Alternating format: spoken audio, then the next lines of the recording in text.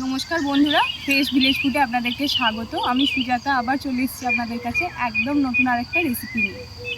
আজকে তৈরি করব হান্ডি মাটন। তো এই হান্ডি মাটন আপনারা অনেকেই জানেন, এটা বিহারের চম্পারণের একটা বিখ্যাত রেসিপি।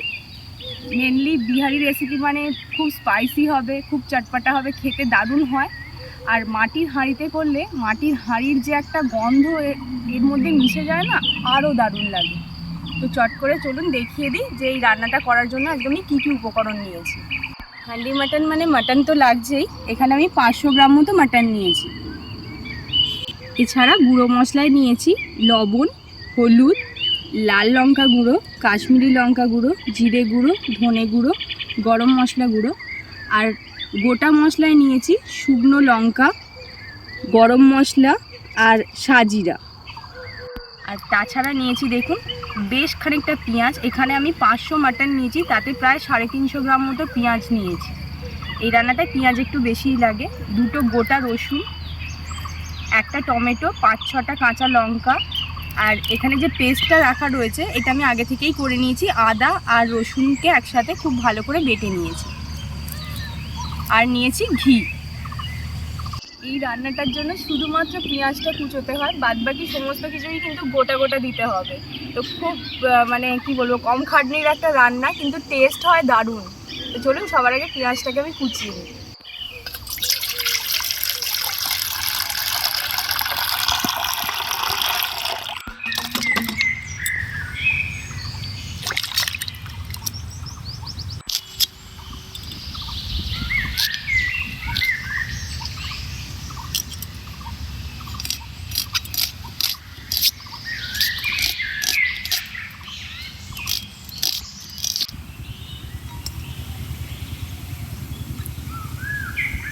বাড়িতে জানেন তো বন্ধুরা, মাটন সেইভাবে কেউ একটা পছন্দ করে না। বাবা মা তো খুবই কম, 1-2 পিস খায়।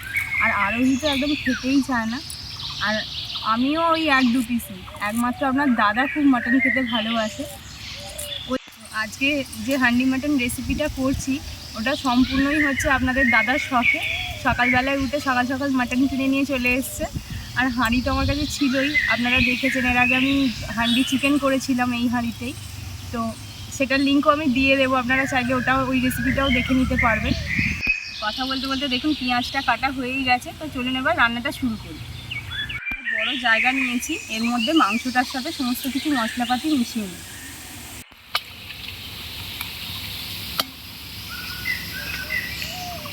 সবার আগে মাংসের মধ্যে দিয়ে দিচ্ছি পেঁয়াজ।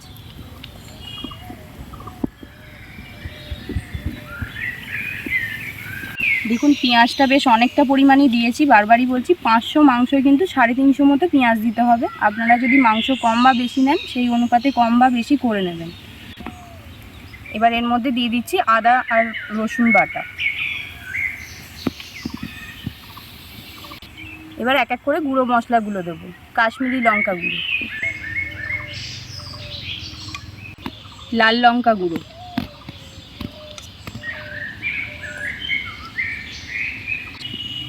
হলুদ গুঁড়ো, 1 চামচ জিরে গুঁড়ো,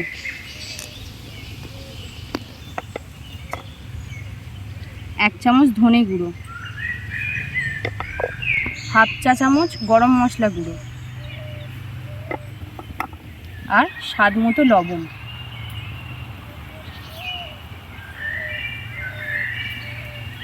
সব কিছু মাংসের সাথে খুব ভালো করে মেখে নেব।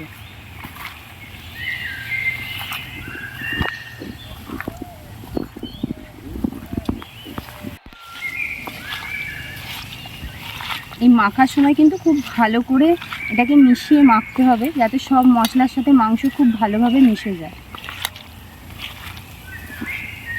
সেটাকে দেখুন সব মশলার সাথে খুব সুন্দরভাবে মিশিয়ে নিয়েছি। এবার এটাকে চাপা দিয়ে 10 মিনিটের জন্য রেখে দেব।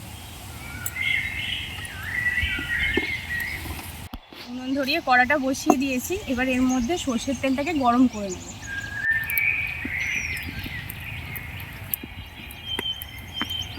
আমি এখানে প্রায় 150 গ্রাম মতো তেল নিয়েছি। এই রান্নাটায় তেল একটু বেশিই লাগে।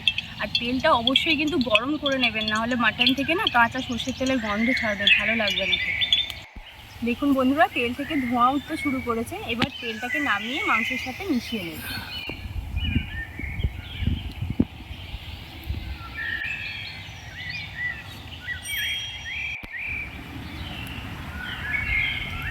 এবার এই গরম তেলটা মাংসের মধ্যে মিশিয়ে দেব।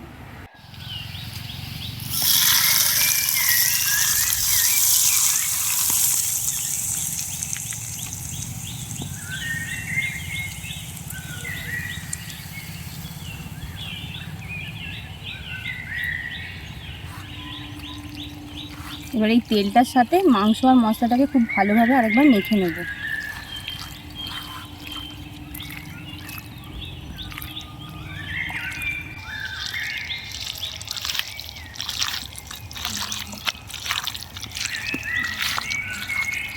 একটুখানি তেল বাঁচিয়ে রেখেছিলাম, এবার এই তেলটা হাঁড়ির মধ্যে দিয়ে দেব।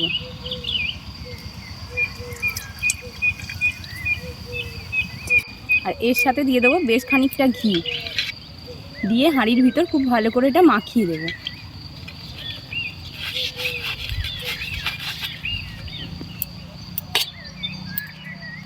এই তেল আর ঘিয়ের মিশ্রণের মধ্যে দিয়ে দেব এই পুরো ফোড়নটা, দিয়ে কয়েক সেকেন্ডের জন্য চাপা দিয়ে দেব। টমেটোটাকে খালি হালকা করে চিড়ে নেব।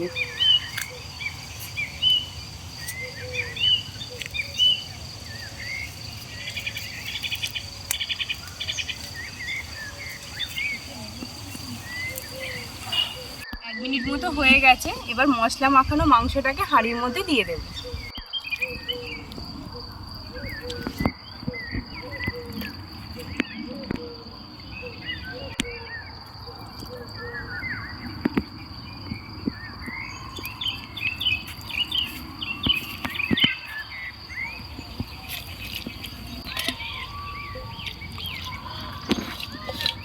বাকি বাটির যে বেঁচে থাকা মশলা তেলের অংশটা ওটাকেও দিয়ে দেব।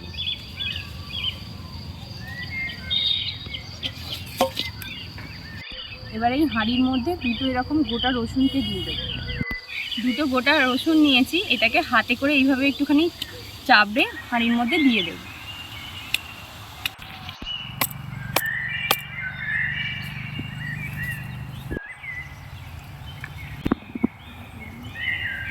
আর দিয়ে দেব 4টে কাঁচা লঙ্কা, চিরবো না, শুধু এই বোঁটাগুলোকে ছাড়িয়ে দিয়ে দেব।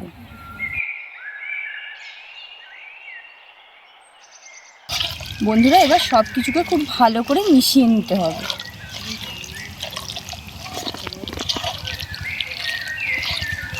আহা, এখনই কি সুন্দর গন্ধ ছেড়েছে গো। সব কিছু খুব ভালো করে মিশিয়ে নিয়েছি। হাঁড়ির মুখটা এবার বন্ধ করব, তার আগে কেটে রাখা টমেটোটাকে এর মধ্যে খালি বসিয়ে দেব। হাঁড়ির মুখটাকে বন্ধ করে দেব।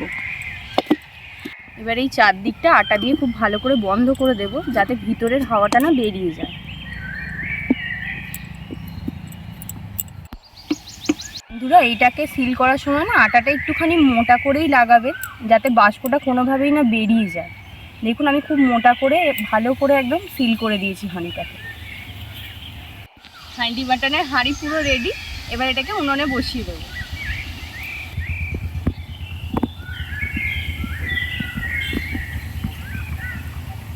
এবার খুব ধিমে আছে, এটাকে আধ ঘন্টা বসিয়ে রাখবো।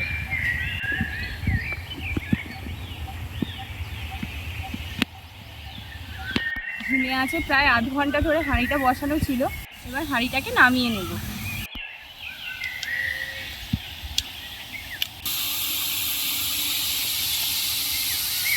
উনুনের মধ্যে একটা চাটুতে অল্প জল দিয়ে বসিয়ে দিয়েছি বন্ধুরা। এবার এই হাঁড়িটাকে ওই চাটুর মধ্যে বসিয়ে ভাপাবো 10-15 মিনিট।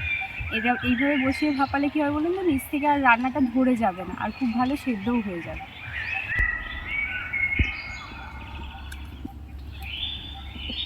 এবার মিনিট 15 এটাকে এইভাবে ভাপতে দেবো, একদম কম আছে। দেখুন, মিনিট 10 হয়ে এসছে, জলটা কতটা কমে গেছে। আর মিনিট 5 পরে এটাকে নামিয়ে নেব। মিনিট 15 হয়ে গেছে। এবার হাঁড়িটাকে নামিয়ে খুলে দেখবো যে মাংসটা কতটা সিদ্ধ হলো।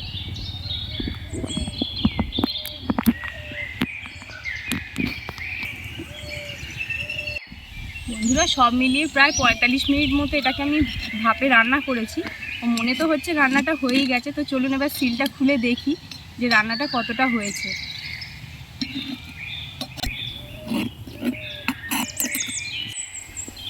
আসলে বন্ধুরা জানেন তো, মাংসটা কতক্ষণ লাগবে রান্না হতে নির্ভর করে ছাগলের সাইজের উপর।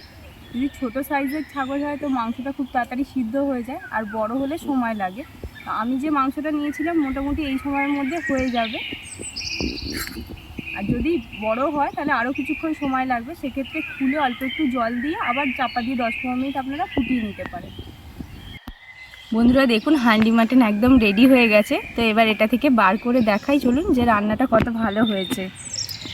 দারুণ একটা গন্ধ ছাড়ছে, মানে সব কিছুর মশলা একদম ভাপে রান্না হয়েছে, তো ভাপের ফ্লেভারটা এত ভালো আসছে কি বলবো আপনাদেরকে।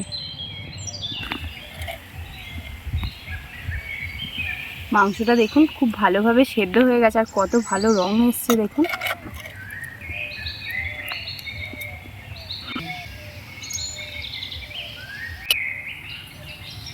আমি নিজেও মাটন খুব একটা খাই না, 1-2 পিস খাই, কিন্তু এত ভালো গন্ধ ছাড়ছে না বন্ধুরা, আমার মনে হচ্ছে যে নিয়ে এক্ষুনি খেতে বসে যাই।